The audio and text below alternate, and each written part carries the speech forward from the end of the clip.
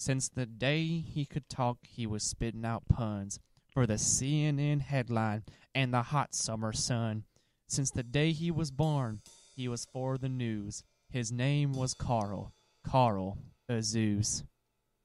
On the news you will see him, dressed in his best, with a pun on his lips and not a hair on his chest. Rain or shine, hail or snow, he gets on the news and puts on a show. Jokes were his life, his greatest desire, besides looking fly in his fancy attire. Now Carl had a family, a wife and a lad. He loved them both dearly, we all knew he had.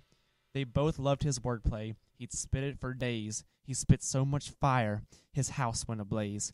He looked through the ashes, through all the debris. He took his one-liners and walked down the street.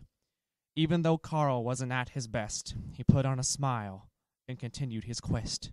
Now back at CNN, a problem arose. They need a quirk to close out their shows. Till one day Ted Turner burst through the door. He muttered a cry, "Search no more! I found the legend, his antics unmatched." Ted muttered his name and everyone gasped. It was no more than Carl Azuz. His mouth of great humor now reeked of booze. Everyone cheered, everyone cried, delight filled the room, until it arrived. A tornado struck the city, sucking up the buildings. It got the men, the women, and even the children's. Carl looked into the eye of the storm.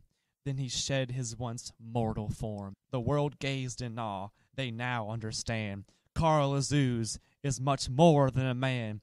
He is the king. He is the master. Here to destroy one of nature's greatest disasters. Descending from the heavens came Milton Webster, here to challenge this legendary jester. For years he had watched this being crack wise. With every new pun, hate filled his eyes. All this tomfoolery had tugged on his patience, watching old Carl butcher his language. The day had finally come. These two gods meet eye to eye. One to be triumphant, the other to die.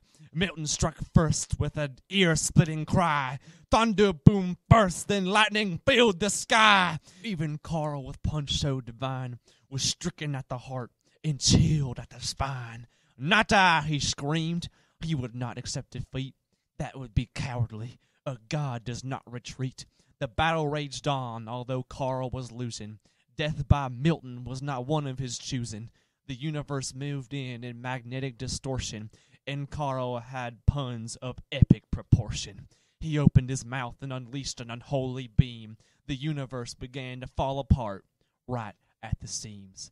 The beam hit Milton, and then there was a great flash. When the smoke cleared, there was nothing but ash. Carl then turned to his exclusive camera crew, said, "See you next time on the CNN Student News." He turned to his audience and the rest of the cast. He gave a thumbs up and said, "This was a blast." He flew off with hope and a gleam in his eyes. He threw his arms above his sides. His cranium exploded. Then he died.